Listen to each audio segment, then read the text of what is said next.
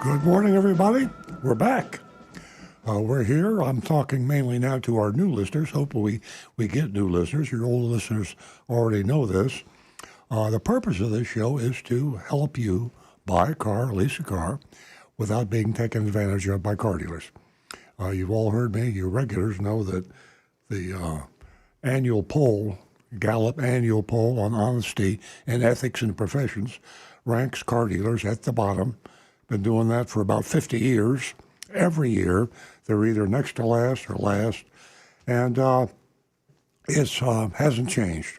Now, there's light at the end of the tunnel, and we've been talking about that on this show. Very exciting news about Federal Trade Commission regulations, and we're going to enlist your help to see that these regulations go into effect in July this year, July 30th. But as you might guess, the car dealers, they're fighting it. Tooth and nail. The National Automobile Dealers Association has joined with the Texas Auto Dealers Association to block it in the courts. And I'm actually working with the Federal Trade Commission. I've had several conversations, and I've given them my statement to present to the court to help prevent this. It's called the Combating Auto Retail Scams, CARS. I love that acronym. Combating Auto Retail Scams.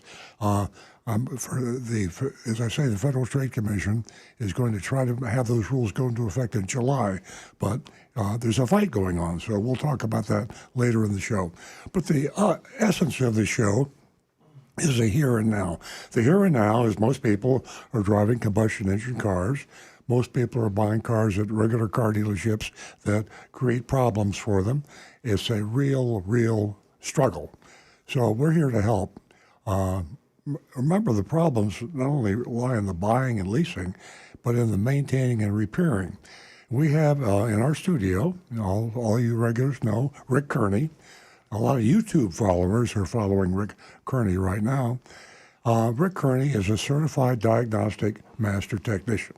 Now, that's just a fancy way of saying he can fix just about any car. And we call him cars, we call him a mechanic, but he's really he's a computer specialist. That's what cars are today, a computer on wheels. And they're challenging to you and me. A lot of us who grew up with cars and grew up with combustion engine cars, we were used to tinkering, or we would do a lot of things ourselves, and cars were basically simple. Today they're extremely complex. So when you have an issue with a car, you're pretty much at a disadvantage when you go into a car dealership to have it fixed, or for that matter, an independent mechanic. So we say call Rick Kearney at 877-960-9960. If you have a friend or a relative or yourself and you have a car that's making a noise, maybe you smell something that isn't quite right, maybe something's dripping out of the car on the garage or the floor, you want to be sure that something more serious doesn't happen, especially when you're driving the car. So rather than blindly drive into a repair shop and say, I got a problem with my car, please fix it, here's my checkbook, that's what you're doing. Because if you go in there unprepared, you can really be taken advantage of. Call Rick, 877-960-9960. Rick can steer you into the possible fix, or maybe it doesn't need to be fixed, or he might also suggest that you get 3 or 4 bids on the repair. But he can pretty well diagnose it. That's the key. Once you have the diagnosis, you can establish the price, and you can also be able to negotiate the price by getting competitive bids. So 877-960-9960, or text us at 772-497-6530, 772-497-6530. Now, we're streaming the show, so we are in video, and we're streaming it on YouTube, and that's the channel that Rick is channeling everything today because my son Stu is not going to be here, so he'll be looking at our text at 772-497-6530. He'll also be looking at youtube.com/Earl on Cars. That's youtube.com/Earl on Cars. And if you will just tell Rick or tell us tell Nancy Stewart, who's sitting to my left, what your problem is. We can get Rick to address it. We can also help you with buying, leasing, giving you advice on how not to be taken advantage of. Nancy Stewart is my co-host. She helped me when I founded this show about 2 decades ago. And we were just a little bitty half-hour show on a radio station called Seaview. Now we're 2 hours, and we're on every Saturday from 8 a.m. to 10 a.m. Eastern Standard Time, live right here in North Palm Beach, Florida. And as I say, you can stream us, you can check our podcast. There's so many ways that we disseminate information out there that you can tap to help your car buying, car repairing, car leasing life a little bit easier. Now, we have a special thing that we do to try to keep the ladies involved with the show. If you're my age or even a little younger, cars are kind of a guy thing, and fixing cars and mechanics, kind of a guy thing. Well, no more. It's become, it always has been that the ladies influence a huge number of purchases. Now they buy about half the cars. They should be of extreme importance to the car dealers, and they certainly are to the manufacturers. So Nancy has a special offer to encourage the ladies in the audience, the listening audience, to call the show. Call the show, express your ideas, your views, your opinions. If you have questions, we will address those questions. And if you haven't called the show before, Nancy was going to tell you about a very special offer that you will get. It sounds too good to be true, but I promise you it's not. Nancy, the mic is all yours. Good morning, ladies and gentlemen, and welcome to this fantastic morning. Great weather, isn't it?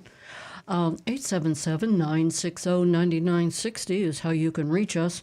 And ladies, do you have a car purchasing or service that you want to share with us? Or maybe just give us a call and talk. Our number here, again, is 877-960-9960.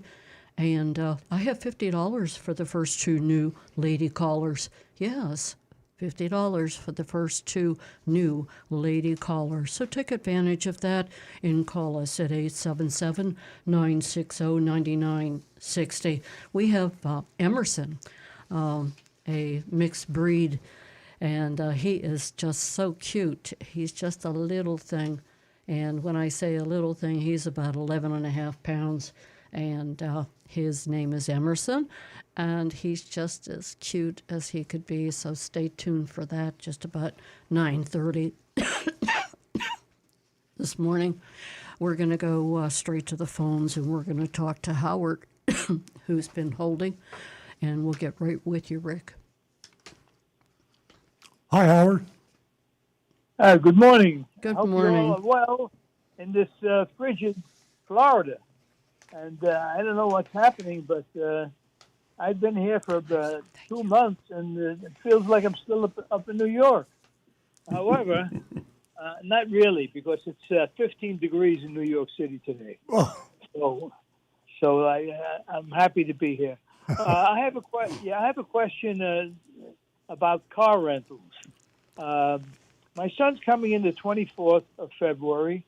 And he said, I'm going to rent the car at the airport. And I told him, be careful because it's going to cost more money.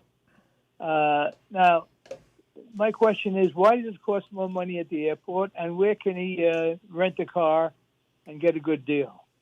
Well, it's called supply and demand.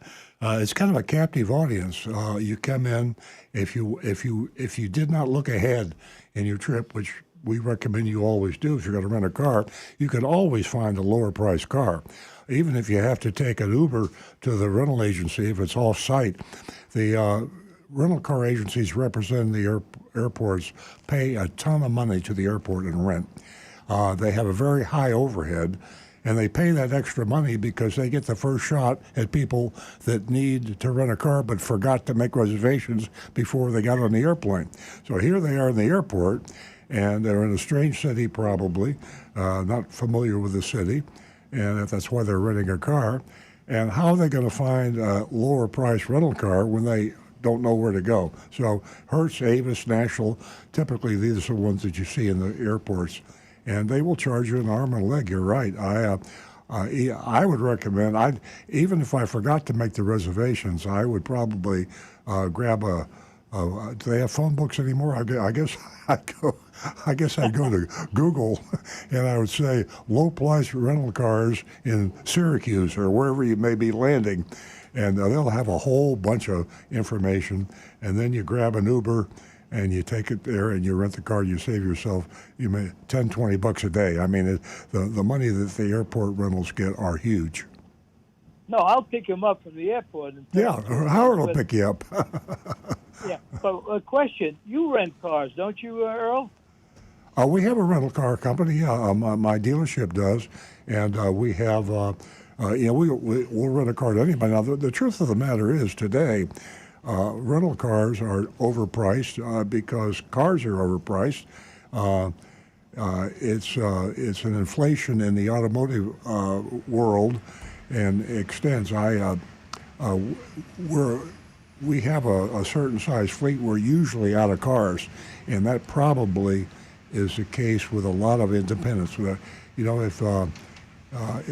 supply and demand. The insurance companies kind of set the market because they rent a huge amount of cars for they're insured, and what they will pay tends to be what the rental car companies will have for their lowest priced car. If you want anything beyond their basic car, you're going to pay a whole lot more. So, there's always a car available inside the city that you're flying into that is going to be a much less expensive than the one that you rent at the airport. But even that car that you rent at the lower price, quote unquote, rental car company is going to charge you $10 more a day than it would have cost you 5 years ago. Good information. One other question. Actually, it's a statement. A friend of mine has a Genesis, and his radio wasn't working.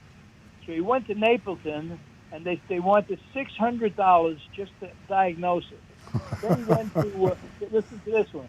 Then he went to Stewart. I don't know the name of the dealer in Stewart, and they only wanted $250. So you can see what a crook Napleton is. Yeah. Then he went on the internet, and they told him to disconnect the battery and connect it, and his radio started working. So I can't understand why that happened. To be honest with you, I kind of don't understand how Napleton exists either. For you regular followers, Howard, you're a regular.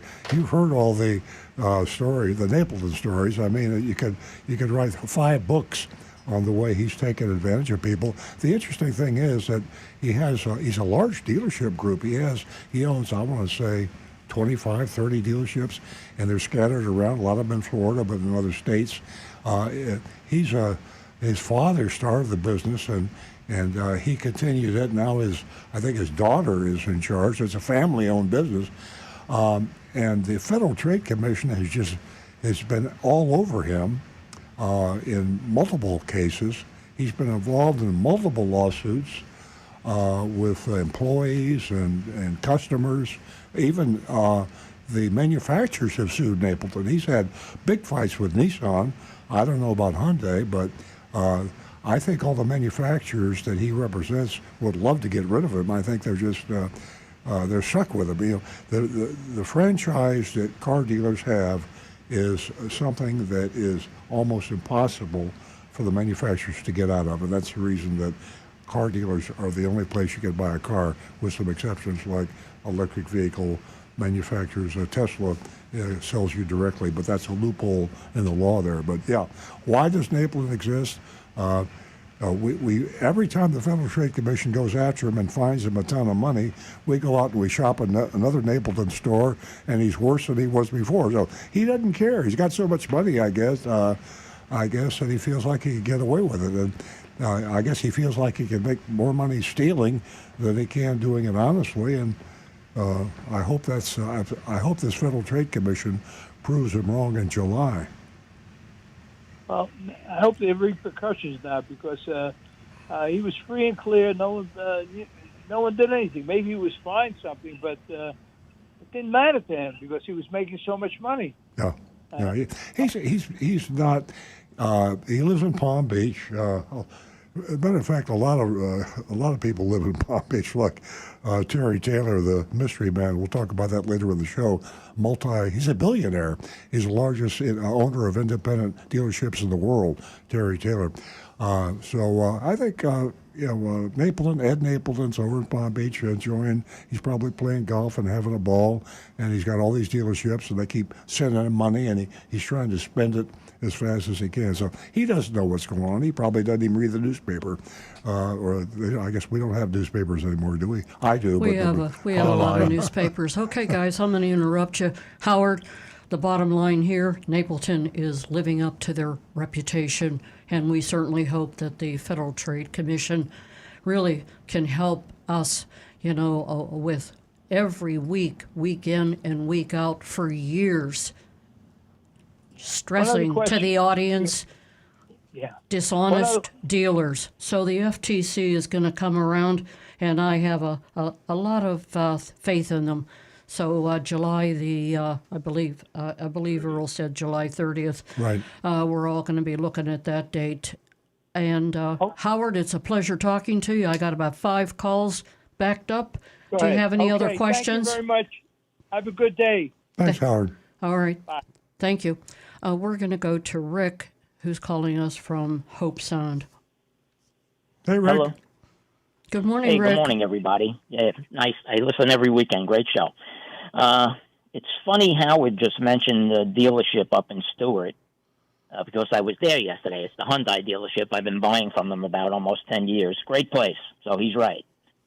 Great. Good to know. I got an offer yesterday, and there was some fees on it that I questioned, and maybe you can help me out with this. One was a registration fee of $450, electronic filing fee $159, a tire fee was $6 and change. Naturally, the dealer fee was on there $849. So is $450 for a registration fee? Is that normal? Well, it's hard to say without knowing the car, and the license and registration varies with the car and with your date of birth and whether you're trading a car in or buying a car outright. But $450 is not way out of line, but it could be. I mean, it depends on the specifics. The question to ask is this fee being paid to the state of Florida? And that's we call most of what you listed there, Rick, are the junk fees. The difference between a junk fee and a government fee, which is a legitimate fee, is the dealer doesn't keep the money; he pays it to either the federal or the state government. The tire fee, the small one you mentioned, I think it's probably $6.50. As small as that is, that's a legitimate fee paid to the federal government. The registration cost goes to the state of Florida. Sales tax goes to the state of Florida. Those are legitimate fees. So the test, if you really want to, if you're going to have to argue with a dealer about it, check the buyer's order, the vehicle buyer's order. And if they calculate Florida sales tax on a quote-unquote fee, then it's not really a fee, it's profit. You have to pay sales tax on anything on the car that is not paid out to the government. So an out-the-door price on that Hyundai you want to buy is got to be plus federal or state taxes only, and that's an out-the-door price. Everything else is a junk fee that they added to the price they quoted you. And the electronic file fee, you mean? What's that? Electronic filing fee. Yeah, that's one of the most devious fees because somebody gave that some thought and say we need to trick our buyer, the customer, into thinking this is really a government fee. So this sounds pretty good. Electronic filing fee. Electronic filing fee there are companies out there. We use a company that does our registration at my dealership, and we pay them $10 for the. It's not a government fee, by the way. I pay my salesman a commission too, and I pay my light bill. All my expenses should be baked into the price of the car when I quote it to you. But the electronic filing fee is not really a fee. It's a cost the dealer pays a private company to do the registration work. And he pays about $10. Then he's charging you hundreds of dollars and try to trick you to think that they're paying it to the state of Florida. State of Florida doesn't see any of that money. Okay. Getting back to the registration fee, the manager, I questioned it. And I says to him, it doesn't cost $450 to change my plate over to that car. And he says to me, you're probably right. It's probably only about $200 or something. Then they're really in trouble, because if they are not paying Florida sales tax on that $450, let's say they're only paying the sales tax, that's cheating the state of Florida, because the state of Florida won't let them get away with omitting sales tax just because they call a junk fee a registration fee. If it's not a registration fee paid to the state of Florida and they don't pay sales tax, they've probably been doing that on hundreds or thousands of cars. They're subject to audit by the state of Florida, and they can charge them back hundreds of thousands of dollars. So you could call the Department of Motor Vehicles and say, I'm buying this car, I'm trading in this car, and my date of birth is this. What should my registration fees be? And they'll tell you exactly. You could actually have the car registered by them, and they will tell you what the real registration fee is. And if the dealer in Stewart is lying about the registration fee, he's really getting himself in big trouble. You could tell the Department of Motor Vehicles they'd audited him on that. Okay. Thank you very much, Rick. I appreciate the call. All right. Take care. Bye. Thank you. Bye-bye. We're going to go to Bob in Lake Park. Good morning, Bob. Good morning. How is everybody this morning? Good. Good. I wanted to talk to you about last week we did a shopping report at a local Ford dealer, and remember there used to be a guy called Paul Harvey, and he would tell a story. Say, this is the rest. So here's the rest of the story.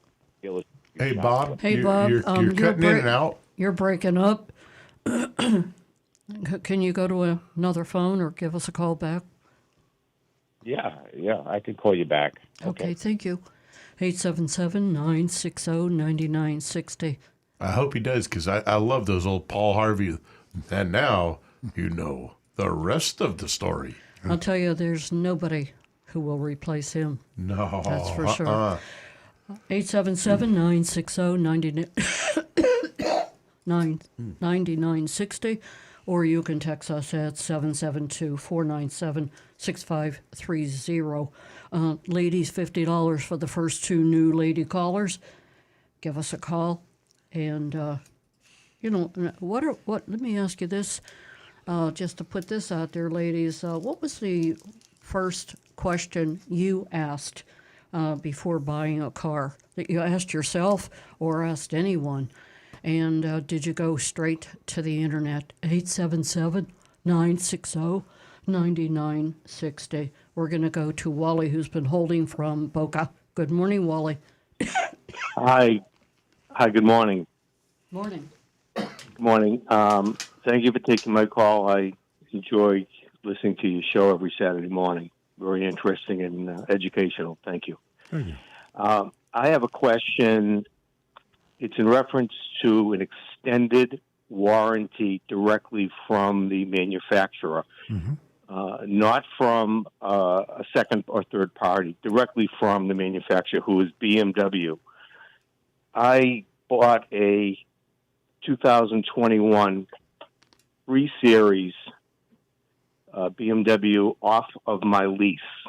My lease was expiring in October. My car only has 33,000 miles on it. It's in perfect condition. I've constantly had it oil change maintained according to BMW, what they require at the BMW dealership, whether it was in Florida or it was up north in the Boston area. As I said, the car only has 33,000 miles. I just brought it in for an oil change, and the dealer did a, I would guess I'd call it an inspection, if you would.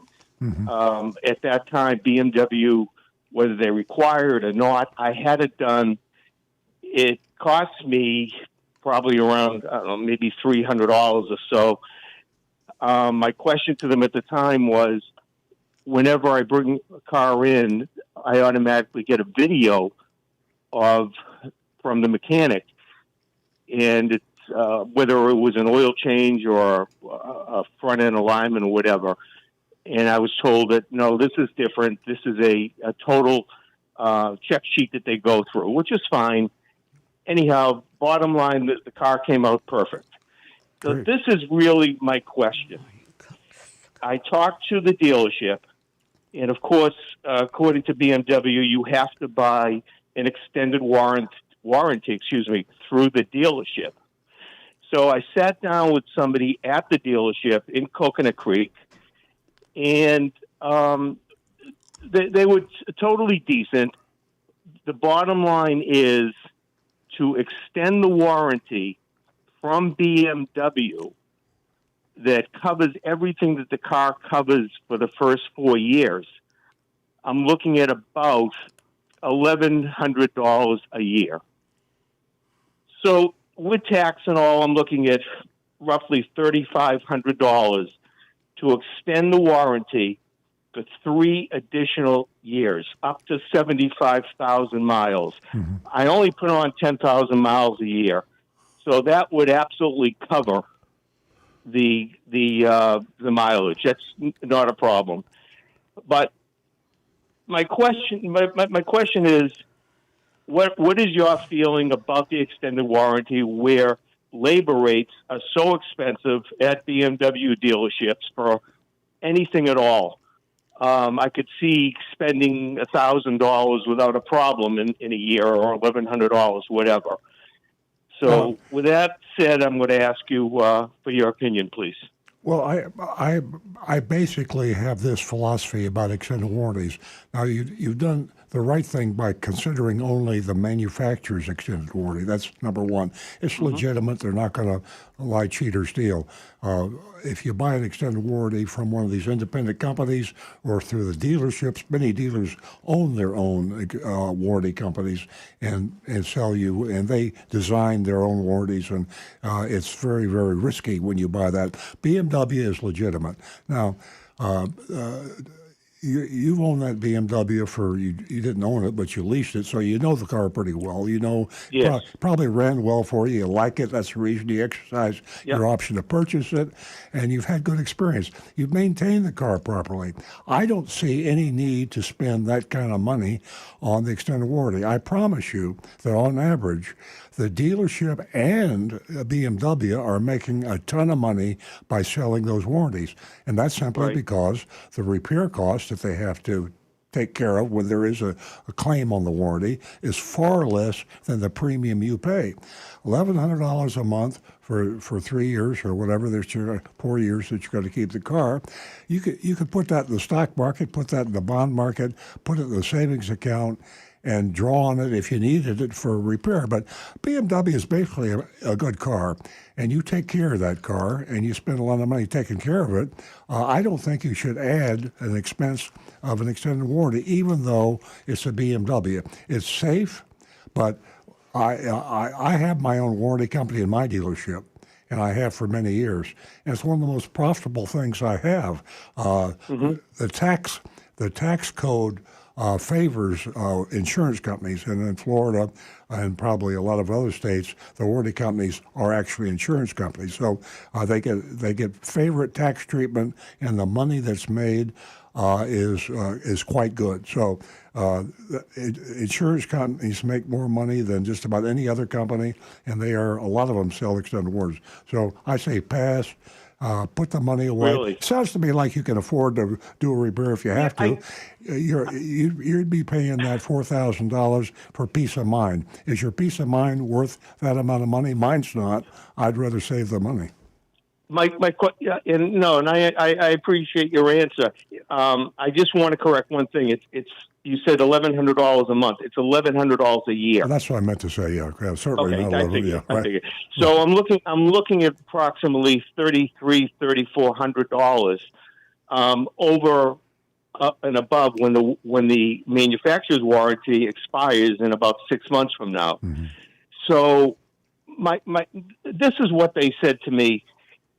If the water pump had to be replaced, I could easily spend $1,000 or $1,500 between the part and the labor. Sure. Does that sound true? Well, yeah, you can always shop and compare prices, but the point is they're trying to scare you into buying the warranty. It's extremely Definitely. profitable. The person that's selling you the warranty gets a big commission. Rick has a point. Bob, what year is your BMW? 2021. Okay, and what is the factory warranty on the powertrain? 4 years. Only 4 years? Yeah, 4 years. Wow. 48 Boy, months. Well, all right. So you've still got at least 1 year of factory warranty. About 9 months. Yeah. Right. I myself, I would find it highly unlikely that you would have any sort of a failure on a car that you don't drive near as much. Right. From what you're saying, you drive about half as much as most people do. I don't think you're going to see 10,000 failures on miles. that car. Pardon me? Put the $3,300 in the stock market. In 3 years, it'll probably be worth $4,300. So, and if it's not, then you can draw upon that. But I would not give them $3,300. I tend to agree. I tend to agree with you, and I'll probably take your advice. One thing I do want to say, when you mentioned scare tactics, when I walked into the office where this person, you sit down with this person, they tell you about the warranty. They have a sign on the wall that was done on a printer, and it says hourly labor rate for BMW at that dealership, $340 something or $360 something per hour.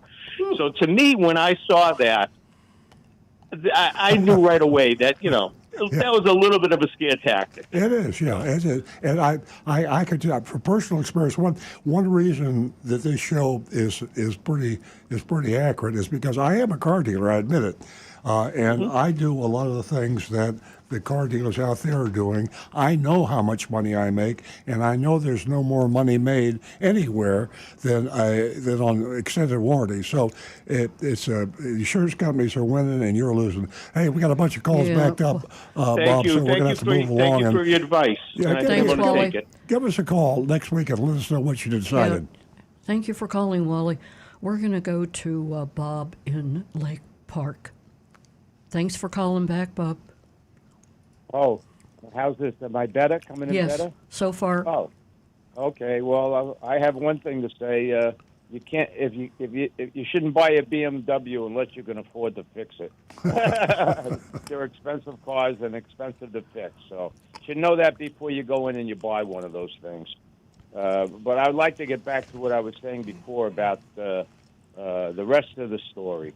So you shopped the dealership last week, the local Ford dealership, and you gave them good marks and all. And Molinex.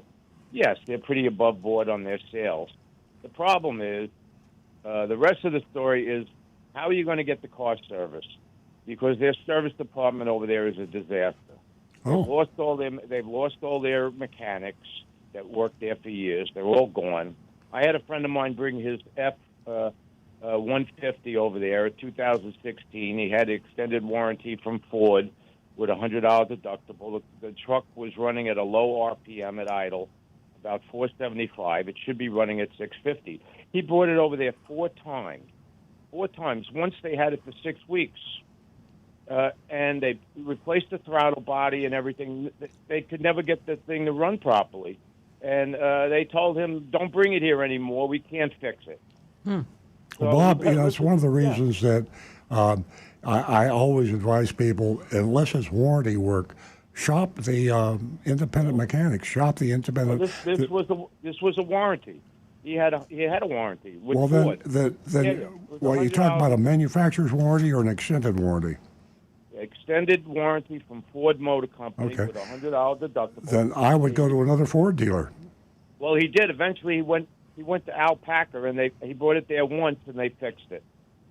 Well, that's competition is our friend, and if you have a problem with a dealer and you feel like you need a dealer, and there are a lot of good things about dealer service departments. They have their mechanics are trained specifically in that vehicle. They have the extremely expensive diagnostic equipment. They also have direct access to the manufacturer's engineers and people that are really at the top of the skill level in fixing cars. So there's a lot of good things to be said about dealer service departments. The worst thing I say about a dealer service department is the huge cost compared to what an independent would be. So if you have to go back to a Ford dealer, your friend did exactly the right thing. Went to a different Ford dealer and found satisfaction. So I get it, but if you buy a vehicle from a local dealer, why should you have to travel 50 miles or 40 miles to bring the car to be serviced somewhere else? Well, if you're in South Florida, you only have to go about 5 blocks because there's so many dealers down here. I think there's 4 Ford dealers in Palm Beach County. At last count, there might be 5 by now, but usually if you're in a metro area, there's probably 1 or 2 or 3 other dealers within a half an hour drive. And when you talk about spending thousands of dollars, that half an hour may be a cheap drive to make. Well, I had an issue over there too. I went over there for an oil change, and they're supposed to put 6 quarts of oil in my car. They only put 5. And Well, then that's good to know. We spoke very highly of Molnex in the sales department, and we probably should do more mystery shops in service departments because I think we give a false sense of security when we give a high score on the sales department, and then they found out the service department is going to give you a hard time or overcharge you. So I appreciate you making that point about Molnex. Yeah, well, not only that, but they do a checklist, like they check all these other things. Yeah. And my car, notoriously, the negative battery terminal always gets corroded. Well, that's a good thing and a bad thing because well, honestly, it's a good thing to be able to have a checklist, but it turns into a menu for them to try to sell you more stuff that you don't need. Well, the problem is he never checked the battery cable because when I got the car home, it not only was stored on oil, but the battery cable was corroded. So when I went back there, and the service advisor said to me that in order for them to clean the battery cable, they would have to charge me. Yeah. So I just did it myself. I mean, I know how to do that. Yeah, take it up the line, Bob, when you have a problem like that, and try to get up to the general manager level. Well, I took it to the service manager. Yeah. And his name is Elazar. This is his first name, and he was very put off on trying to help me. I mean, I eventually got it taken care of, but it was a contested issue.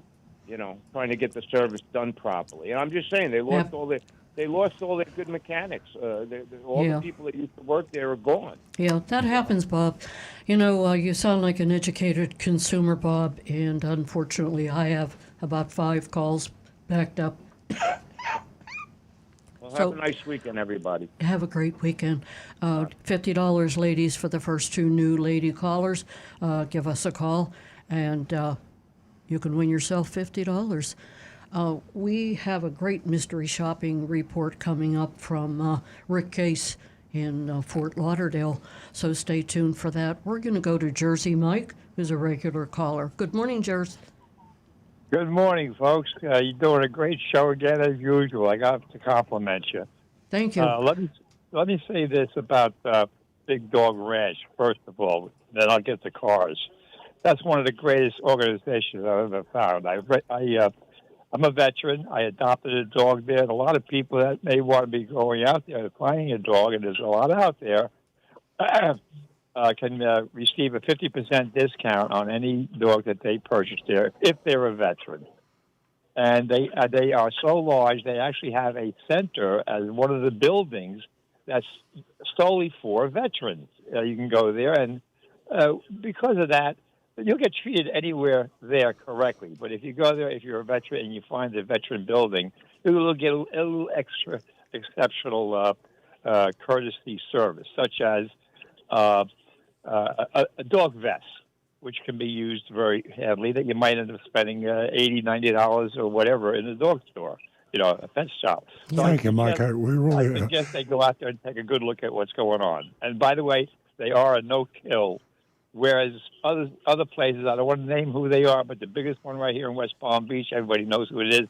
That is they do euthanize their animals. So I would strongly support Big Dog Ranch. A little bit of a drive out of town, but it's a very nice country ride, and you'll be enjoying it if you're interested in finding a great dog out there. Well, we have a dog of the week coming up later in the show, so Well, stay tuned. not true. And when you get that dog, it's fully serviced. It's chipped. It's got a chip in it, so you can find it if it ever gets lost. It's been groomed. It's been checked by the veterinarian. It's not just a dog that's pawned off on you. They take care of what they're doing out there. They know what they're doing. And if you have a problem in the future with your dog, you take it back there, and you can get a diagnosis for free with a veterinarian. Go to a veterinarian someplace else. It's going to cost you $300-$400 to find out what might be wrong with your dog. Well, thank you, Mike. We're going to talk about the dog in a little while, too, so I appreciate the comments. Cars. I have a friend who bought a BMW 2018. He purchased it. He's paying $850 per month on it. He's put $6,800 and change into this car in repairs from the same place from which he bought it here in West Palm Beach. Of course, I advised him initially, don't buy any cars anywhere in South Florida. Head up north. Go up to Sebastian. Go up to Jacksonville or whatever. I've been advised that one of the worst things you can do is buy a car here in South Florida. Now, I don't want to take away a lot of business from dealerships here, but, what is true is true. And so he didn't listen to me.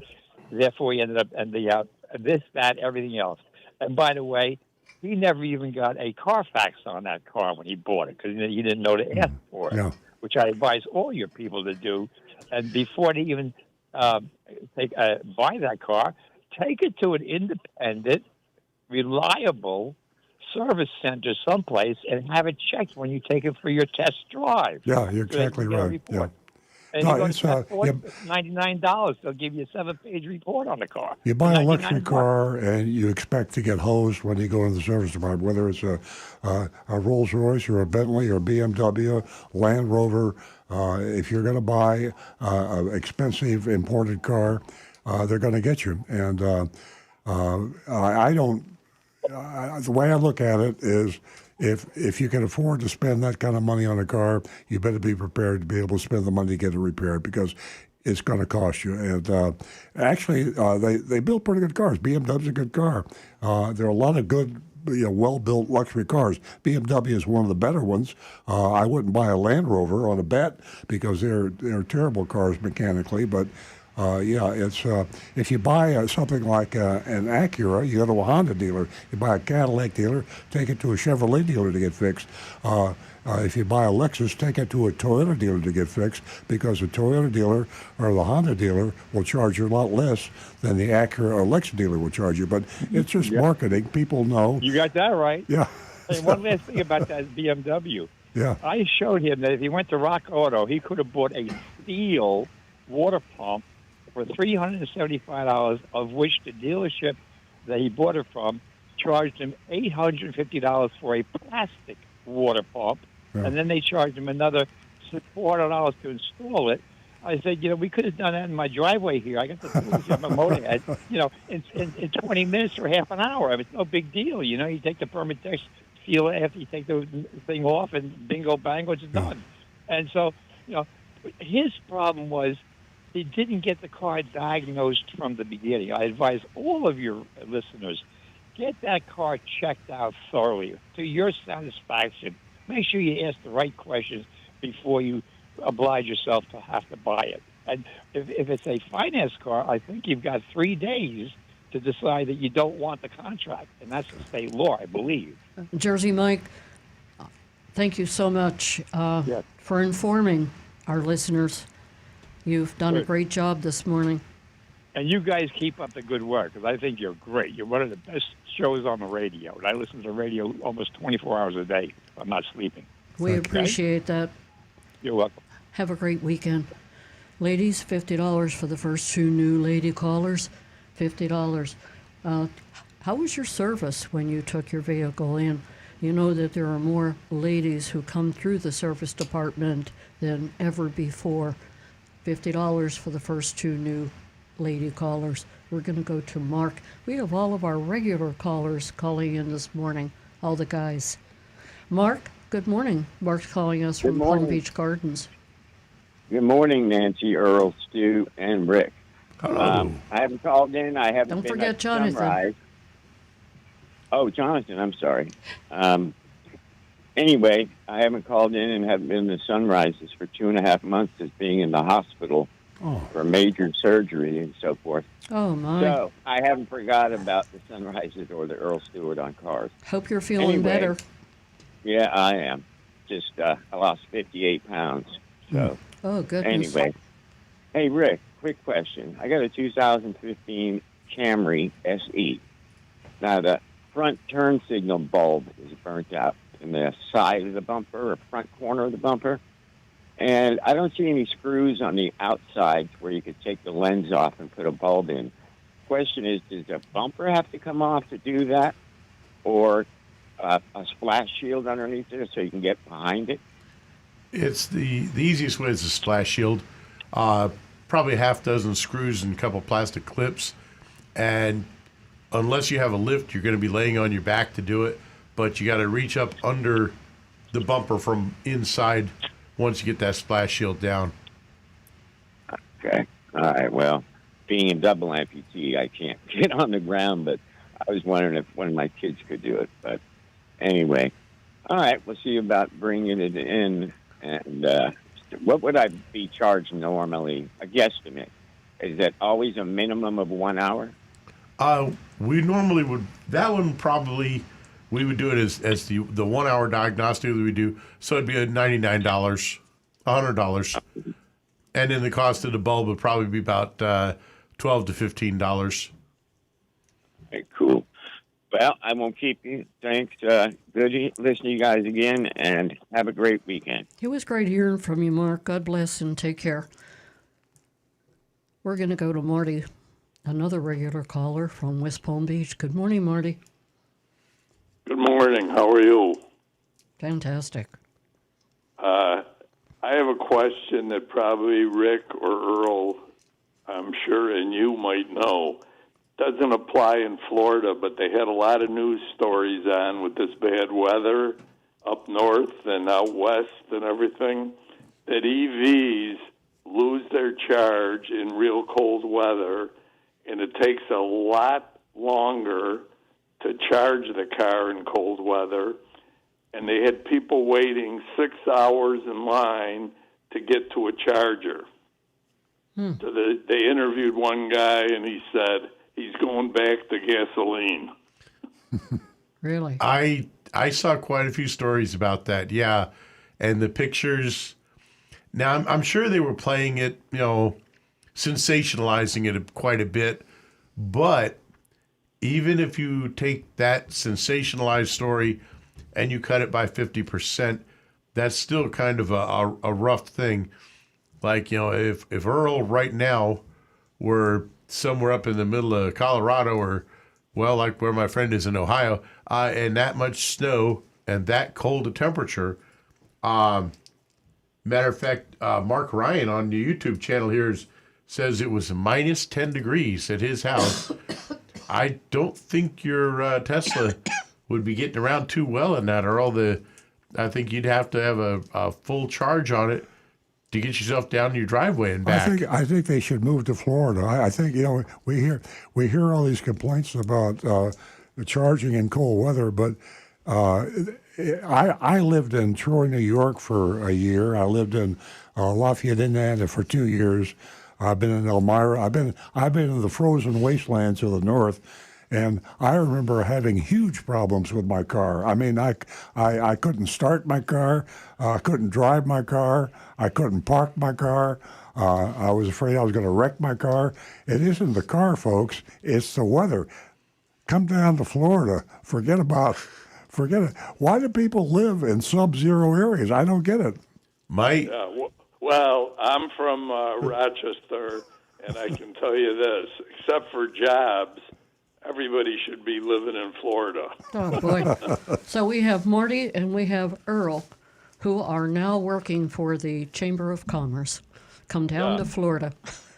Well, let me ask you a question, though. In somebody's garage, will the cold weather affect an EV? If it's working in your garage, I think these people were looking for outdoor chargers somewhere. The outdoor cars, I think, yeah. Right. And having your car in your garage, obviously it's out of the wind, so you're not getting the wind chill effect. But even then, that garage still can get pretty cold. So it's going to have an effect on it. It's going to shorten the range temporarily. But, you're just going to have to deal with it like folks do with normal My gasoline garage cars got up down north. to 65 degrees last night, and my car charged just fine. Yeah. Well, my stepsister up in New Hampshire probably had negative 12 in her garage, and I know when they have their Halloween or their holiday parties for Christmas time, they don't bother with the fridge or the freezer. They set their food in the garage because it keeps it ice cold. So I mean, but it's the same idea with gasoline cars. A lot of times you have to use block heaters that plug into the wall. Yeah. So I mean, Well, there's we're just things that you we're have to joking do about to. this a lot, but the fact of the matter is that is an issue, and I know that the electric vehicle manufacturers are addressing it. And the answer is yes, there will be a solution, Definitely. because Elon Musk wants to sell Teslas in Buffalo, New York, just like he does in Miami. So he's going to come up with a solution that where you will be able to charge your car in cold weather, and it's probably going to happen later rather than sooner. But there are a lot of glitches with electric cars. Just because it takes longer today to charge an electric car in sub-zero weather doesn't mean that we're going to be driving combustion engine cars forever. We're not. We're going to be driving electric vehicle cars. In about 25 years, you won't be able to buy a combustion engine car. You'll be buying, and 18 states have already made combustion engine cars illegal in 25 years. So it's going to come. That's not going to bother me because I'm 83 years old, but it's going to, my grandchildren will not be driving combustion engine cars. They will be driving EVs. Yeah, for now, Marty, Well, I know combustion. I know one thing they told the Bills people: they got to either they bring or they give you a shovel so you can get a seat in the Bills stadium for Sunday night. Because Buffalo had, like certain parts of Buffalo, had about 70 inches of snow this week. Thank So, God. Thank I don't God for care all the any car you volunteers. have. Yeah, I don't think any car is going to make it through there, whether it starts or it doesn't start. Yeah. Marty, thanks for the call. Have yourself a All right. A great weekend. I hope your cough gets better. thanks. Okay. Me or Rick? Both. Yeah. Thank you. You better stay away from Earl. Stay away from Rick? right, yeah. Well, Thanks for feeling sorry for me. I feel like I'm between two coughing machines. You Earl's a want, cyborg. He doesn't get sick. Yeah, you want Rick to stay away from Earl? Yeah. I'm being facetious. Hey, Marty, again, thank you. Have a great weekend. All right, you too. Bye-bye. Okay, we're going to go to John in Palm City, who's been holding. Good morning, John. Good morning. I have a question for Rick. It's about my mechanic, not on my car, but just replaced the front end struts on a car, and it was very low mileage. And here's the reason why he told me. He said that the owner of that car is like a hot rodder. When he sees the speed bumps, he doesn't slow down. It's quite rough on the car, and he said that's the reason why the shock absorbers, which basically what a struts is, went so soon. I think the car only had like about 60-some-odd thousand miles on it. So what your owner's manual doesn't have a time period to replace struts. What's Rick's? How do they check a struts when a car is brought in? And after they put the struts in, does the car have to be realigned? I'll take that last one first. After you replace any front end steering or suspension component, the alignment should be checked and adjusted if necessary. And for testing struts, it's a time-honored way, a simple bounce test. We basically you walk up to the car, you put your knee on the bumper, and you start bouncing it up and down. And once you get a good rhythm with that car really bouncing up and down, you step back, and it should move maybe 1 to 1.5, maybe 2 more bounces, and then it should settle right out and be and smooth and stop. If it keeps bouncing more than 2 or 3 times, it means that strut on that corner, the shock absorber, is worn out. Well, these speed bumps that they have on many roads and parking lots, and if you don't slow down to like 2 miles an hour, would that be very extra rough on it? Yes, it can be. If you're driving on hard, heavy roads, and that shock absorber is having to basically beat itself to death, that can cause damage to the inside seals and the fluid. Because basically all it really is it's a tube full of fluid, another rod moving in the center with a big baffle. And as it moves down through the fluid has to squeeze past that baffle. And when it comes back up through, it has to squeeze past the other way. So the fluid is supposed to slow down that up and down movement, make it, create resistance and slow it down. If that baffle inside starts to break down by being shoved too hard up and down against that fluid, over time, that has a big effect on it. And suddenly, with that baffle not moving that fluid properly, that rod just slides up and down very easily, and your shock absorber doesn't absorb the shocks. Well, the point is, way they put these speed bumps in, it's ridiculous in some areas, but everybody should just slow down as much as they can, and it's hard on a car if you don't. Oh, absolutely. And some roads that just have massive potholes, and the repairs on them, they get humped up high in the air. So, you're still in the same situation. That shock absorber is being beaten up and down really excessively and at higher speeds. That causes damage to the baffles. I don't know if it's true, but I heard there's a federal law on an interstate or an exit of it, they'll never put a speed bump. And the reason is that a person does go too fast over it, they can lose total control of the car. Absolutely, yes. You'll right, never well, see speed bumps on any road that might have higher speeds possible. Well, it's sad. In some associations and private streets, they have it so high, it's ridiculous.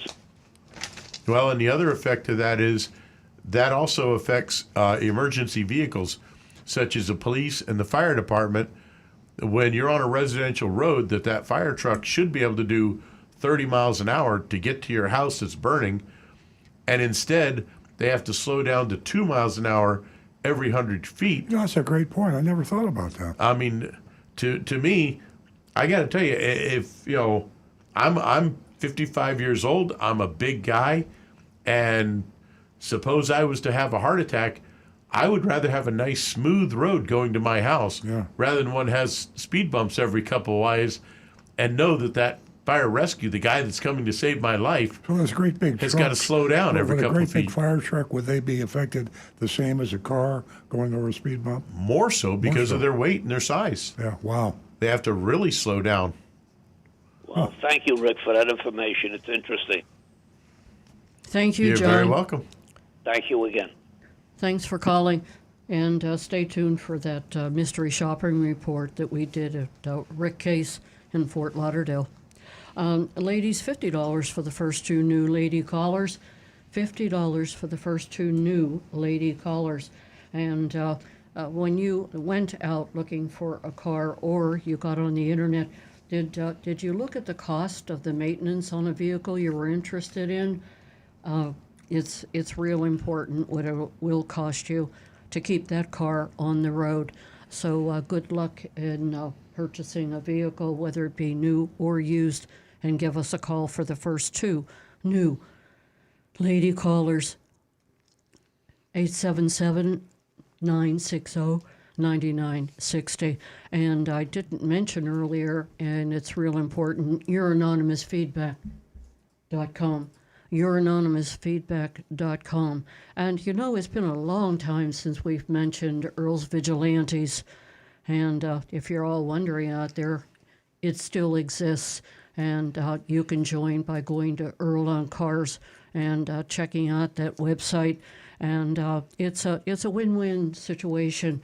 You can not only help others, but you can help somebody even in your neighborhood. So go to Earl on Cars and check out Earl's Vigilantes.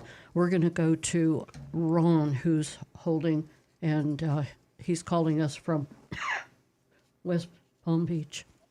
Right. Good morning, Ron. Hi, how are you? Hello. Hey, I am actually Jersey Mike's friend with the BMW. Ah. Yeah, I heard him. The question I have is it's a 2018 BMW. I love the way the 2018 looks, and it had 52,000 on it when I got it. Now it's got about 58,000 on it. The first thing that happened was the water was leaking some coolant, and I had it diagnosed. That was $180 just to tell me that the water pump needed to be replaced. So the place that I took it, I'm going to get all my ducks in a row. I'll call you back next Saturday with everything because they still have the vehicle now. That was in October, and I finally got it back in a few days right before Halloween, and it was still leaking, and I took it right back again, and it was a O-ring that's got an elbow that goes to the top of the head towards the firewall. And it was O-ring. Now, first of all, the payment was $1,485 for the water pump. Now it was another $2,100 for a O-ring that pushes into an elbow, like a fiberglass kind of elbow. And so the O-ring cost me $2,000 after that. And I drove it probably about 4 miles, and now the computer, they had it since then, and the computer went crazy. And they had it since the beginning of November, like November 1st, 2nd. And now my question is, how many times do they have to try to fix this computer part? Because they already dropped the ball on the water pump once, and it wasn't the water pump. It was actually that O-ring.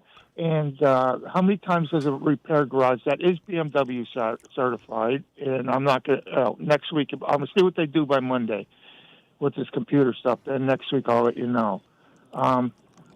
Okay, so they put a CAS module in it. Okay? They told me that's what it was. That had something to do with the security. That in it. So the integrated supply module, they put that in. It still is not fixed. And now I'm way up over the $2,000 mark again already. Have you taken it up the line? Have you talked to the service manager or general manager of the dealership? Yes, I did. I talked to them, and they said they're almost there. They are almost able to figure out. They're testing the wiring against the wiring diagram, and they said it was possible that there is water inside the vehicle. Have you contacted the manufacturer? No, I haven't. Yeah, sometimes that gets the attention of the dealers. They operate with a franchise agreement. They have a contract with BMW, and they have technical representatives.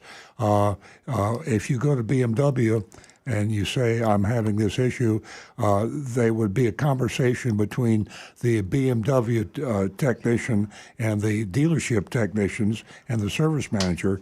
I think it doesn't cost you anything to make that phone call, and you certainly have every right to be concerned. Normally, I would say take it to another dealer, but you're in so deep with this one dealer, and yes, I am. They have the history of what they've done wrong, unfortunately, and so you're almost stuck. But try to call it to the attention as high up the ladder as you can. Is this a Brayman dealership or a? No, it was. They're actually on my side. They said if I could get it there, they're going to give me another one. It was a car lot that's we're very well known. They sell high end cars. It's down on. It's actually. They're treating me well with it. Car car factory down in Lake Worth on Military Trail. Oh, it's a used car. Yeah. No, I would if I were in this deep, I'd take it to another mechanic. There are a lot of really good, qualified foreign car mechanics, especially German cars, BMW, Mercedes, Volkswagen, and a lot of these guys are really good. The price is much less than it sounds to me like what you've been paying. But try to go up the ladder to the guy that runs the dealership or the place you bought the car, and then maybe go to the menu. If this isn't this is not a BMW franchise dealer, you're saying? I'm being totally honest. I don't know that. I don't Well, there's know. only two BMW dealers in this area that I know of: Bremen and Vista Motors. No, it's not that. Okay, so it's not a franchise dealer, so you are with an independent repair facility now. I try to find out who owned the place and say, hey, help me here. Your technicians are not able to help me, and I need to have something done. But I feel sorry for you because you can't leave now because you already paid them too much money, and whoever you saw next is going to have to start all over again. So you're stuck with where you are. Insist on seeing the guy that owns the place. Okay, I will do that. All right, and now call us back and let us know what happens, will you? I will. I'll call you next week and let you know what happens. Appreciate it. Thank you so much, Thank Ron. you. Thanks for being part of the show. 877-960-9960. Or you can text us at 772-497-6530. Don't forget your anonymousfeedback.com. Earl's going to get to that in a couple of minutes. We're going to stay on the phones, and we're going to talk to Lance, who's a regular caller from Tennessee. Morning, Lance. Good morning, Earl Stewart on cars. Hey, you got a song for me? Are you kidding? I've got an album for you. Earl, we've got snow on the ground here. Oh my God, it's snow in Tennessee. How much snow you got? We had about 9 inches of snow in this little town. Wow. Did you say on the grass? And I'll tell you something that we're trying to find out up here. I'll tell you, don't eat yellow snow. No, that's not a good thing. I've heard that. We yeah. never did that in Pittsburgh. Well, Earl, I've got a little quick tune for you. Let's hear it. And I just want you to know we appreciate you and Nancy and Rick and Sue and you're just very charming, delightful people. Well, thank you very much. Thank you. Well, if your car is broken, you are too. Listen to Earl Stewart on cars. He'll tell you what to do. Stay away from dealer fees if you can. He'll tell you where to go. He'll help you with the show. And just remember, Earl Stewart on cars on Saturday mornings. Well, I tell you what, you need to go on the road with that. I think you should be playing in nightclubs. I'd love to see you in person with a band behind you. Well, Earl, we're on the road with it, but we're just trying to stay on paved roads. Well, thanks so much for bringing happiness and cheer to our show every week. We would miss you if you didn't call. So thanks again for calling, Lance. Have a great day. You too, my friend. Thank you. We're going to go to Frank from Jupiter Farms. Well, good morning. It's Morning. always hard to follow some of your guests that are in front of me. It's like a hard act to follow. Yeah, that's very true. Luckily, I got jokes and not singing. Couple of things for you guys. The first one I'll do for Rick.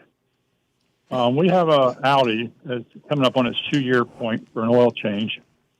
And when I spoke to them about making an appointment, they're saying, oh, the 2-year check.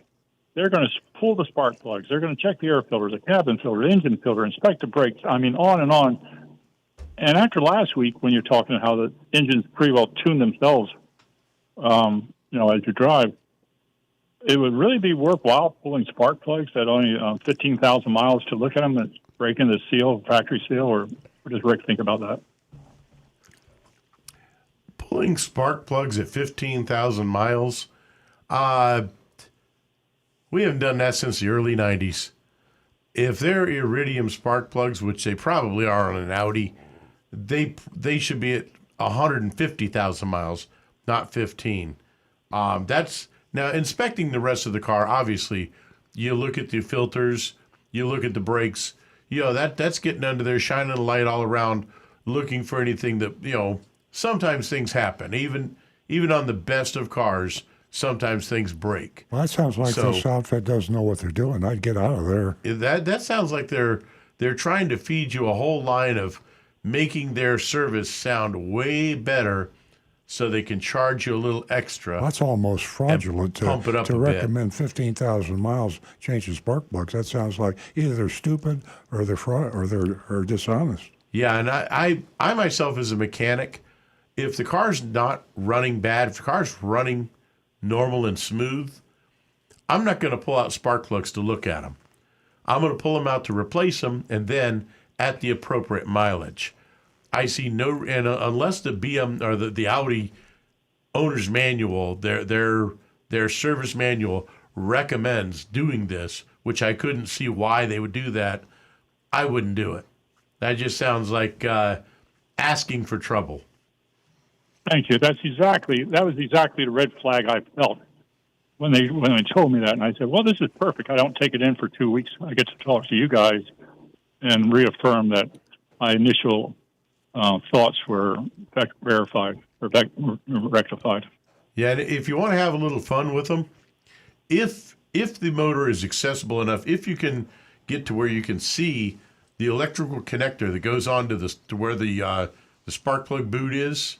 The coil pack, usually it's a coil over the top of the spark plug.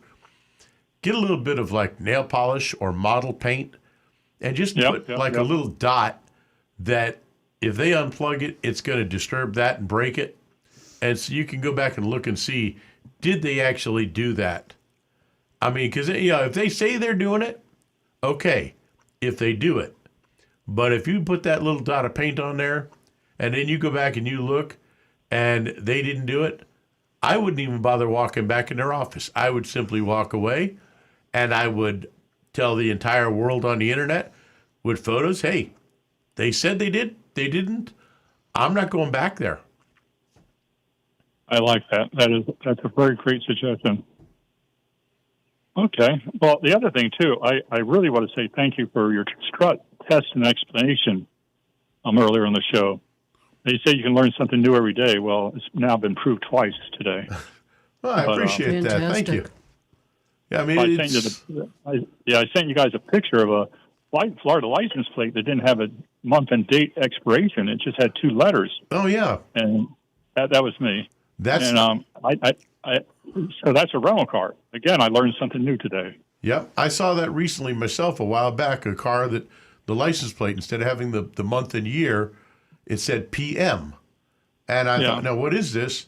And it turns out Florida now they give those license plates to the rental car companies and as their permanent registration, so they don't have to re-register the tag, which it kind of blew my mind a little because I remember back in the 70s when 70s and 80s, they were upset about how all rental car tags were always the same month and year, for the same month for the re-registration.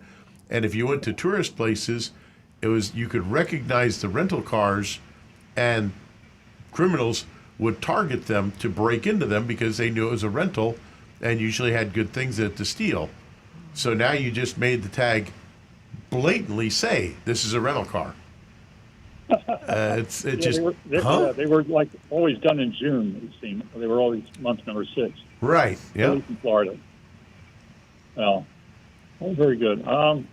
You got a few more minutes, or you got a bunch of people on the line? No, I don't think we have a few more minutes, do we? Go ahead. Okay. Go ahead, Frank. Okay. This would be like a little test for Rick, but also for your viewers. I was on the I'm going through a knee operation rehab So as you sit on the bike and you pedal for 10 minutes, all these numbers appear on the screen. And I was thinking about the symbology of like 225. What motor did that stand for? And a 283 and a 327, a 340 and a 348, 383, 389, et cetera, et cetera. But it was an interesting way to remember the motors that were in different cars I had. The 225, do you remember which motor that was? I want to say the Ford Mustang 65. I think that was a 289. What's that, Jonathan? Chrysler Plymouth 6-cylinder. Chrysler 6-cylinder? That's coming from Jonathan. Yep, that's good. My mom, that was her first new car she bought in 65, and Nancy will love this. It was a Plymouth Barracuda. Oh. Hey! It had the 225, but three-speed on stick on the side of the steering wheel, and Yay. it was a neat car. It was really a nice car. Oh. And we were in North Carolina up in Maggie Valley one summer, and the car got bumped. She gets out and says to the person, "You hit my car." "No, ma'am, you were sliding backwards on the hill," because she didn't know about how to release the brake and clutch real quick on hills. So it's a learning experience. But anyway, and then I had a 340, another Barracuda, and a 380, and anyway. So with that, one last thing. Great stories.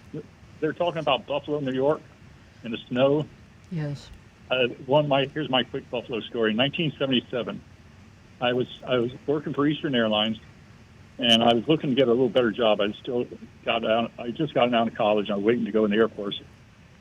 So a better paying job opened up in Buffalo to work the ramp, and that was the winter of '77. The car I had was a Ford Pinto with no heater. That's the year they would have found me dead on the road in the snow melt that summer. But I didn't go. But it makes me think of Buffalo a lot for that. Oh, boy.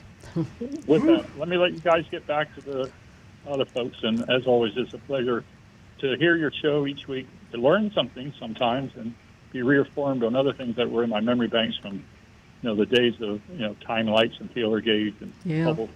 That makes us happy, Frank. Yeah, the old school Thanks stuff. for being part of the show. You take care. Bye-bye. Bye-bye. We're going to go to Lori, and Lori's calling us from Palm Beach Gardens, and she has given us a call before. Good morning, Lori. Well, good morning. I am asking for my daughter-in-law about her car. The front bumper looks like saran wrap that's all wrinkled Oh, boy. and melted. That's not good. How long has it been that way? She had gotten the car not too long ago, and then it started.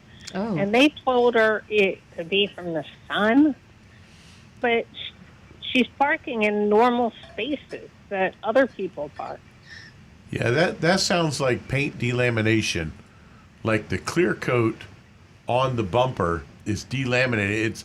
It's literally it's not sticking to the color coat underneath anymore, and it's peeling up, and that's why you'll see that that kind of looks like plastic wrap on it, because it's the clear paint didn't stick properly.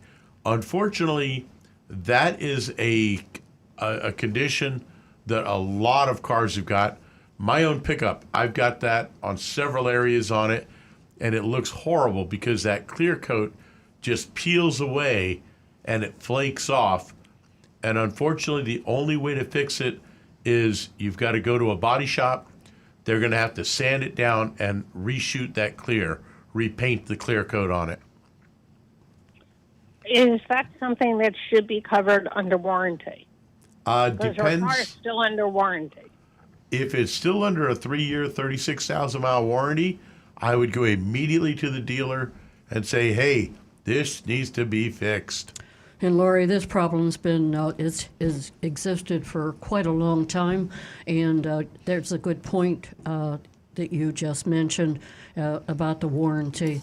You sound like an educated consumer, and there has been a lot of fixes with a warranty as far as that's concerned. So I would definitely entertain that idea. Okay, thank you. You're welcome, Appreciate Lori. it. Spread the word. Okay. Tell all the other ladies to give us a call. 877-960-9960. And Earl's going to be getting to our anonymous feedback soon, and Rick's going to take care of some texts and some YouTubes that are coming in. We're going to talk to John in Stewart. Good morning, John. Good morning, everyone. Good morning. Yes. Good morning. Can you hear me? Yes, loud and clear. Oh, okay, so I got a good buddy that he buys these Lexus RX 350s for his wife, and so the last one that he had is a 2016, and so the navigation screen went off. So he took it up, and it's going to cost $4,000. So he takes and he goes to the Lexus dealership here in Palm Beach, and he buys an off-lease car for his wife, a 2021 RX 350. And so he said that he would sell me his car, and he'd get the screen fixed for $4,000. He would take and do all the service on it, have it all the service done. And he'd sell it to me for $1,250. So that's a pretty good price, I think. But would Rick or Earl or somebody would you buy that? Would you buy? Are those pretty dependable cars? It's a 2016 RX 350. Well, it's like we advise anybody when you're buying a used car, have an independent mechanic check it out. Even if the seller doesn't know there's a problem with it, you might have a problem, and it would be doing yourself a favor just to spend a couple $100, take it to a mechanic you trust, certified, ASC certified, and say, I want to buy the car, give it a once over, and see if there's anything that needs to be fixed or adjusted. A lot of times the sales continues and goes through, but the seller say, hey, I'll take care of that. If you're going to buy the car, I'll fix that for you. So $200 is the best $200 you'll ever spend before you buy a used car. And from the fanboy side of it, Yes, a 2016 RX 350, I would definitely want it looked over real close, but those are pretty cars. I love that Lexus. It's a beautiful car. Yeah, I'm going to buy it for my wife if we get it. But I just wonder if there's any history. I try to look up to see if there's anything that is problematic with that year. But they had a bunch of little things, but nothing big. Well, a couple things you can do.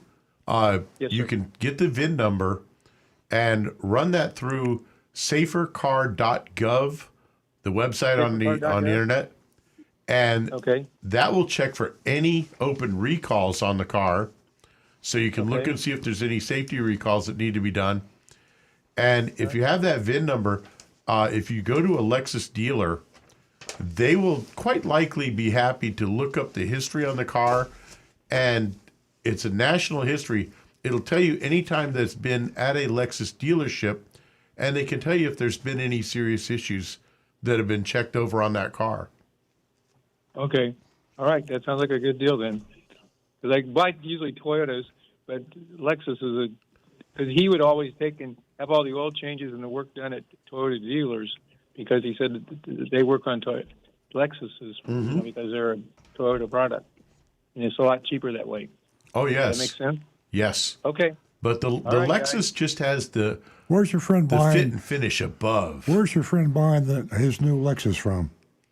The Palm Beach of Lexus of Palm Beach over there on Okeechobee, because they had a bunch of cars returned in their leases. Tell him to call JM Lexus in Coconut Creek. It's a bit of a drive, but even if you don't drive down there, they'll give you a price on the phone.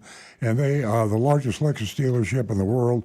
They're honest, transparent, and they'll give you a really good price. If your friend doesn't want to buy it from JM Lexus, he can just take JM Lexus' price to Palm Beach Lexus, and they'll probably match it. Or if they won't, then you drive 45 minutes, and you'll get a better deal. Oh, okay. So it's JM Lexus in Coconut Creek. You said? Okay, Coconut gotcha, Creek, buddy. Fort Lauderdale area. Yep. Fort Lauderdale. Okay. All right. Thanks a lot, guys. Appreciate your show. Have a Thank good you, weekend. John. Have a great weekend. We're going to go to Karen, who's a first-time caller, and she's calling us from Pompano Beach. Good morning, Karen, and welcome. Good morning. Hello, everyone. Hope you're well. You just won yourself $50, Karen, by being the thank you, first-time caller. Well, thank you. You're I'm welcome. very excited about that. Karen, stay on the line, and you can speak to Jeremy in our control room. Give him your contact information. He'll pass it along to me, and I'll get that check out to you. I appreciate that. And can I talk to you about my car after that? No, you can talk about your car right now. Great. I have a 2008 Lincoln Town car. It has 90,800 miles on it. I bought it secondhand when it had 50,000 miles, and the last year has been really disaster. I had leaks in the front under the mats. One time it was so bad the passenger side leaked over an inch of water in the back seat. I had it fixed, and it still has water coming in. My windows broke open. They fixed that, but they're not right yet. I went back twice. I also had door locks that would not open or close. I was locked in and out of the car. That was replaced. And the gentleman who replaced them said they could not guarantee it because of the age of the car. And I'm just concerned in the situation. I love the car. I don't think it has a lot of miles on it, and I'd like to keep it up. You know, you've got one of the most, well, it's a very old car, you're right, but the mileage isn't bad. And the old Lincoln Town cars had that trunk space, and it was a kind of a favorite car of a lot of people, older people like me and you maybe, that love that. So if you ever decide to sell the car, you can shop it around and get prices. You could probably sell that car for a surprisingly lot of money. But if you've got some serious problems with the car now, it just doesn't make any sense to be throwing good money after bad. You've named a number of things, but I'd check and see what I could sell the car for, and maybe find something else. Okay, well, it's not an option for me because I'm a above-knee amputee, and on the roof of the car I have an automatic thing that takes my wheelchair in and out. I The understand. most concerning problem I have right now is power steering. That went, and the gentleman fixed it, and it's still not, it's very hard for me to turn the wheel. I'm having trouble with my arm because of it. And I just don't know if I have recourse to go back to these people. Because they can't fix it the first time. I'm wondering what they're going to do the second time. That's always a large concern. Most shops, independent shops and dealerships alike, they want to earn your business the proper way. And sometimes, I mean, we're only human. The mechanics, we're human beings. We do make mistakes, but we do try to fix it when we do. We want to try to do right by you. The best thing you could do is call back to that shop, ask to speak with the owner, and explain your situation. Polite persistence is a term I love to use. You be nice, be polite, but say, hey, I really need some help here. I paid for this repair. It's not right. What can you do to help me? And in a nice, friendly manner. And in most cases, they're going to want to do right by you, because the person that they make happy is going to tell 10 people how great they are. The person that they make angry is going to tell 50 people how upset they were. So, they're going to want to try to make right by you. I would talk to advice. them. Rick, that's excellent advice, and speaking to the owner is in a polite manner and explaining your situation. Give that a try, and then call us back next week. I think that'll work for you.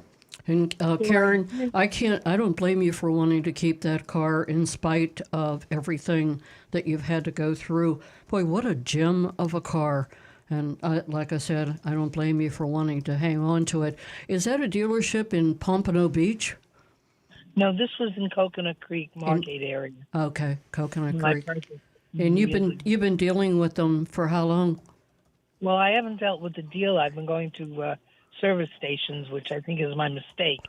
The last situation I had, they turned off the air suspension. So I have electrical problems with the car because I think of that. And I'm just wondering, if I went to the dealer and he checked it out, would they be able to give me an estimate on all repairs before I make a decision to do it? You know, To the Lincoln dealer?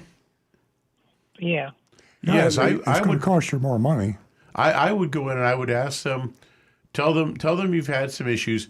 You want them to do an inspection on the car, and tell them like they would do for, say, a used car that they were going to put on their lot. They should charge you about 1 hour, about $150. Make sure you get that in writing first of how much they're going to charge you, and then authorize just that amount. And they should come back and give you the list of everything they see, and be able to break it down for you and tell you what items are important and should be done soon, what items are more minor and can be left go for a long time, and what items are it's just power steering is a problem. Information to you, but wouldn't need to be addressed. And Karen, I think that's a great idea. $100 or $150 would be an investment in this Lincoln Town Car that you really want to hang on to, and you want it to be on the road. That's right. Yeah. I appreciate this information about the inspection, and I'm going to do that. Yeah, it's a fantastic idea, just putting things in perspective. Well, thank you so much. What a great program. I'm learning a lot. Oh, Karen, thanks so much, and spread the word. Help me build the platform here at Earl on Cars. Stay on the line. And, give Jeremy your information so I can get that check out to you. I sure will. Thank you so much. You're welcome. Have a great weekend. God bless. Okay, I think that we are at the hour or half hour that we need to address your anonymous feedback and also YouTube. How about YouTube? And we have some Rick, you got text. some YouTubes here? Well, we're a little quiet on YouTube, but let's see what we got for texts here. Well, we'll go straight with Anne Marie, but interestingly enough, Earl, you started right out with her, almost the same thing as what she sent with her text here. Basically, she's, good morning. Last week, you said you would donate money to Florida senators or congresspersons' favorite charity if they would state their position on the FTC rules for cars, the FTC Cars program. She wanted to know, did we get any responses from anybody? No, I'm very disappointed, and I won't say surprised, but of course disappointed. There's some breaking news on that too, is that the Federal Trade Commission, much to my disappointment, has had to put on hold the implementation of the Combat Auto Retail Scams, the CARS Act regulation that's supposed to go into effect on July 30th, because the National Automobile Dealers Association and the Texas Automobile Dealers Association launched a complaint with the court. And it's a delaying tactic. That's all it is. We knew this was going to happen. We knew NADA was coming on strong. They got the Texas Dealers Association to go along with them. And I found out about this. They kept it pretty quiet. The NADA did. I got a call from the Federal Trade Commission, and I've had several calls from the Federal Trade Commission. They asked for my statement to give to the court. I have the statement here, and I sent it back to the Federal Trade Commission. But basically, I'm stating as a dealer in this statement to the judge who is going to make the ruling of whether or not the Federal Trade Commission can proceed with the Combat Auto Retail Scams regulation. They're going to hear the arguments. And as a dealer, I'm saying I want the Federal Trade Commission CARS Act regulation to be implemented. And I also say that this is not only hurting consumers, what the car dealers are doing, it's hurting honest dealers like me. And it's awfully hard for any car dealer that wants to play it straight and transparent to advertise or quote prices when his competition down the street will lie to the customer to get them in and say, this is my price to get you in the door. And when you come in the door, they hit you with $2,000 worth of junk fees, dealer-installed accessories. They hit you with a addendum label. It makes a lot of honest dealers say, to hell with it. I'll fight fire with fire. So they start lying and cheating and stealing to combat the people that started it. So it's a vicious cycle. And I gave my statement, and I hope they found some other honest dealers out there that gave their statements, and the judge will decide. The federal judge will decide as to whether or not this regulation will continue to be implemented. But it's going to be a fight, folks. The entire way cars are sold in America is on the line. And if this thing doesn't get passed, it'll be business as usual. I can't imagine at 2024 us having a retailer that sells such an important product as the automobile to continue to lie, cheat, and steal. And that's what's going on right now. And the Federal Trade Commission is trying to stop it. So, Anne Marie, very perceptive of you. And I have the offer open. I started with the Florida U.S. representatives in Congress and the Senate. And I said to our senators, Marco Rubio and Rick Scott, I will donate $1,000 to your favorite charity if you will just go on the record with the Federal Trade Commission's CARS Act and say you support it or you don't support it. I'll give the $1,000 to your favorite charity even if you say I'm not going to support it. And the reason I'm doing that is I'm not trying to tell you what to think or do. I'm telling you, don't be sneaky about it. If you're going to be brazen enough to tell the Federal Trade Commission they can't keep dealers honest, I want the voters to know that you feel that way. So, Marco Rubio, Rick Scott, $1,000 to your favorite charity, and I'll double that if you'll let me give the money to Big Dog Ranch Rescue. I'll give $2,000 to Big Dog Ranch Rescue, or you can have the $1,000 for your favorite charity. Just go on the record that you support or do not support the FTC Combat Auto Retail Scam regulation. Ladies and gentlemen, can you imagine 72 million hours each year that the consumer spends shopping for a vehicle? We got to get control of this bait and switch tactics, the hidden fees, everything. And Earl is leading the charge. And here's as usual. This is my blog, Combating Auto Retail Scams. You can get that at earloncars.com. Demand your congressperson make known their support. Demand your congressperson make known their support for the CARS, Combat Auto Retail Scams regulation. I'm doing this for the Florida U.S. representatives and the Florida senators. Call the representatives and the senators in Congress, the U.S. Congress, and let them know how you feel. But if we don't fight this, the NADA and the other dealer associations, like the Texas Auto Dealers Association and the Florida Auto Dealers Association, every state dealer association is fighting this. So we need to rally the troops. I just can't believe that the Federal Trade Commission would put this on hold. To me, they should have just left it official for July 30th, but it's reported that they put it on hold. And I'll be talking to the Federal Trade Commission people again, and we'll find out about that. But call, write, email, text your representatives in Congress and tell them you want them to go on the record. If you're going to support the FTC, let us know. If you're not going to support them, let it know. And then tell Earl Stewart, and he'll donate money to your charity. And by the way, ladies and gentlemen, whenever Earl says that he's talking to the FTC, he's talking. He's on the phone. And he's trying many times, yeah. Absolutely. And he is, like I said, leading the charge. And he's doing it for me, you, for all of us. So help us out, okay? Combating auto retail scams. That's cars.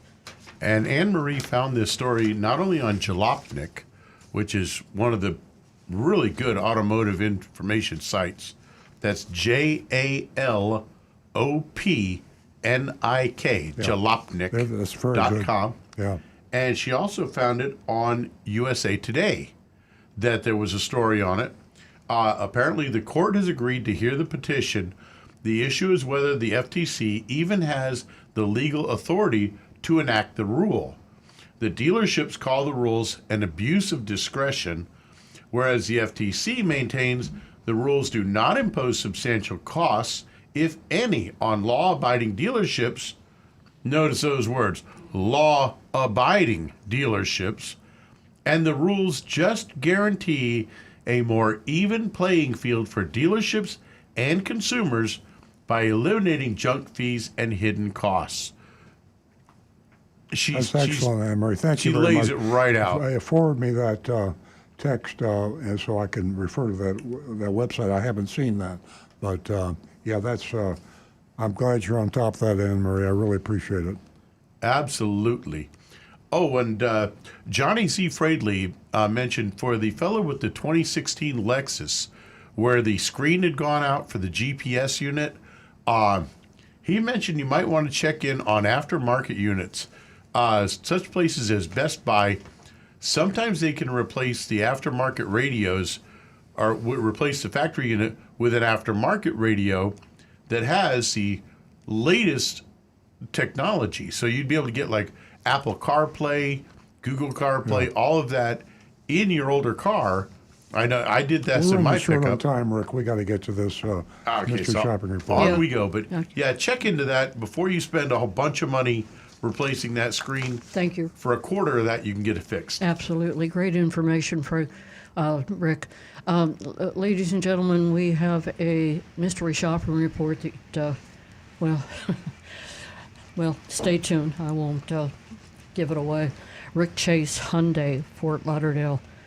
You can share your grade with us at 772-497-6530.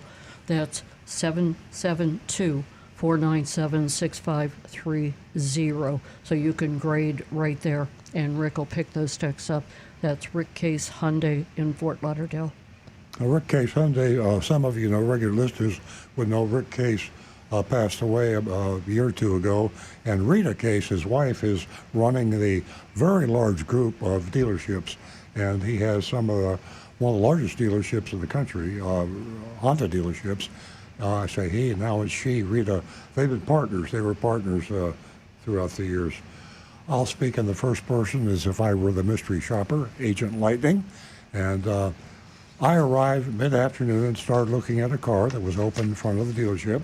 Before I could get in, a very energetic salesman hollered out to me, "If you sit in it, you have to buy it," he joked. It's pretty good. Very engaging, friendly, good salesperson in terms of being smooth, I should say, probably a smooth salesperson. I laughed and replied, "Glad you caught me before I sat down." He extended his hand for a handshake. "My name's Donnie Barnes. How can I help you today, ma'am?" "Well, I'm in the market for a new car for my daughter, something new for a good value," I explained. Donnie responded with enthusiasm. "Well, the Elantras are great cars, and here at Rick Case Hyundai, we double our warranty, and this is what you get. 20 years and 200,000 mile warranty, free Rick Case, and this is free. It's 5 years, 60,000 basic limited, 3 years, 36,000 maintenance, 7 to 7,500 miles oil changes, free car washes at any Rick Case dealership. There's several in South Florida, and a 5-year unlimited mile for roadside assistance. So this is all free," he says. He continued, "We sell about 500 cars a month. I believe that's accurate. I'm not sure that's. I think that's probably new and used, but that's a large market there in South Florida. We have lots of inventory, which is, you've listened to the show. This hasn't always been the case, but the inventories are building up. And if you've been out of the water, afraid to go back in the water to buy a car, it's time where you will have some ability to negotiate because new car inventories are climbing. Again, the salesperson says, let's take a walk around and let me show you what I got. He mentioned he's been at that dealership for 15 years, which is unusual for a car salesman, very unusual to have a car salesperson that's worked for the same dealer for 15 years. Curious, I asked, what's the best deal and the best vehicle you think you have for me today? Kind of being wide open about giving him the ability to steer her to whatever car she wants. Again, our mystery shopper. He laughed. Now, you know, everyone pays a different price for every car. I can tell you that. Now, that surprised me, so I'm going to repeat it. It's true. That's why the Federal Trade Commission is trying to take action. But here it is, a salesman actually laughing about this, and this is what the salesperson told me, as I'm the mystery shopper. Now, you know, everyone pays a different price for every car. And that's true. I mean, the same car, 5 people come in, they get 5 different prices, and they pay 5 different prices and go drive the cars out. Unbelievable. Playing down my ass, well, isn't this window sticker the price? I was pointing to the Monroney label on the new 2024 Hyundai Elantra SEL. The MSRP was $26,825. MSRP $26,825. Donnie, the salesman, replied, well, we have fees, and then we can work from there. Slipped it in real casual, like, we have fees. Yep, you got fees, all right. He added, I'm here for you, and will do whatever I can do to get you into a car. How soon are you looking to buy? What a shame that the game has to be played this way. The old, I'm on your side, and we're going to team up against that mean old sales manager, and then we're going to go back and forth, and haggle, and then you'll get a price that'll be different from anybody else that bought the same car. But that's the way it is, folks, today. If the price is right now, I said, I'll buy the car. That's an answer to his question. How soon am I looking to buy? He liked my answer, suggested we head inside for him to work up a price. Once inside at his desk, Donnie mentioned again his long tenure at the dealership, and that's admirable, I have to say. Give him credit. He was having problems logging into the computer, complained about the systems. After about 7 minutes, he walked away, came back, apologizing that someone must have been using his PC. Finally, he asked for my contact information. I'll be back with a price, he said, excusing himself. Come with me for a minute. I forgot to show you something, he said, leading me to another vehicle, a new Sonata in the showroom. All our vehicles have this additional sticker on them. Whoops. Now we know we're going to have some more fees, and now we know there's an additional sticker. It was an addendum label for Rick Case benefits that listed some freebies like lifetime car washes, as well as $1,795 charge for a protection package with no details. Maybe they're going to protect the driver. I don't know. $1,795. And $595 decor package, also bereft of explanation. So there's $2,390 they're going to add to the price with no explanation. Huh? Just because. Just because, yeah. You acted confused about why the car we'd seen earlier didn't have one. Well, it confuses everybody. That's the whole purpose of it. I expressed my disappointment about over-sticker prices. Back at his desk, he asked, what was the window sticker on the Elantra? Didn't you take a picture of it? Yes, I confirmed. It was $26,825. He showed me their price on his worksheet and tried to justify the markup. Now, this is really tap dancing. This is really smoke and mirrors. He was selling it for $28,825, starting $2,000 over MSRP, starting at $2,000. He added a $799 dealer fee. Very few people use the old-fashioned term dealer fee. That used to be the only word, but they still call theirs dealer fee at Rick Case. $132 electronic filing. If we had an earlier caller complaining about that, it's a favorite, and that's just profit to the dealer. And $1,295, this is really evil. This is really illegal, and this is really stupid. $1,295 for inland freight. Now, freight is baked into the invoice and the MSRP of the Hyundai that the Hyundai manufacturer, sold the Hyundai to Rick Case for. So it's already in the price. And now Rick Case is double dipping and charging twice for the freight. $12.95. You can't make this stuff up, folks. My real price, once the smoke had cleared and the smoke and mirrors, was $31,051.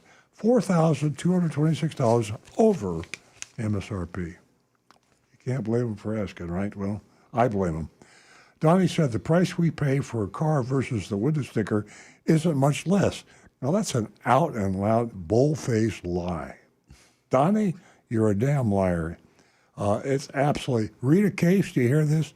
I hope you're listening.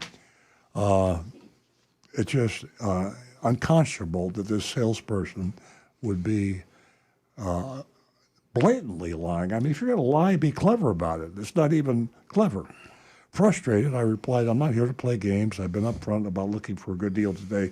You said you got me, that you'd get me, but this above MSRP isn't acceptable. I'm done here.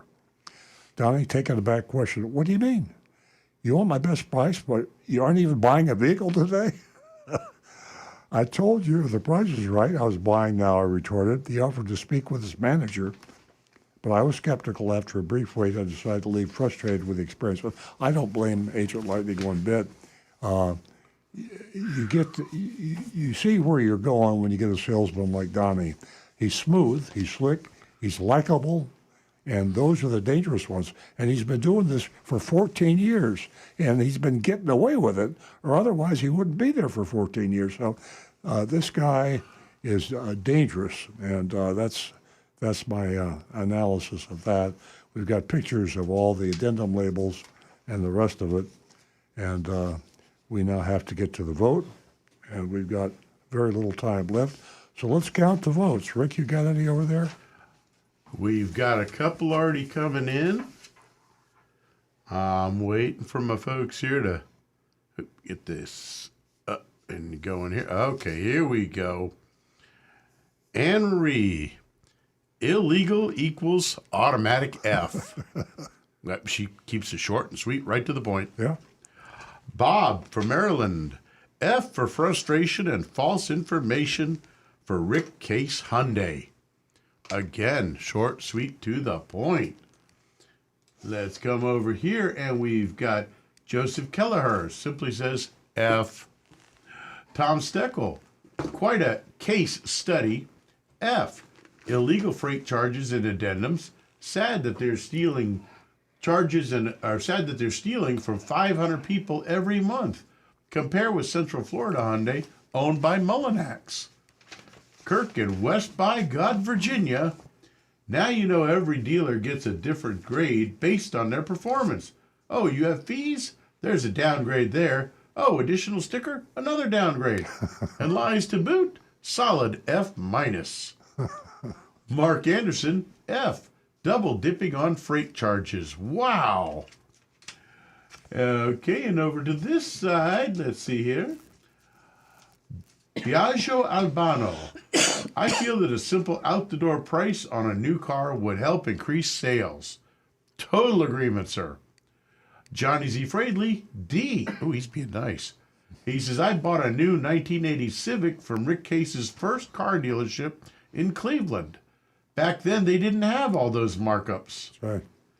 Brian Sidlatko, if I wanted the double dip, I would go to Baskin Robbins. My grade is an F. Mark Ryan, D minus for Donnie and F overall. And Tim Gilliland simply says D minus.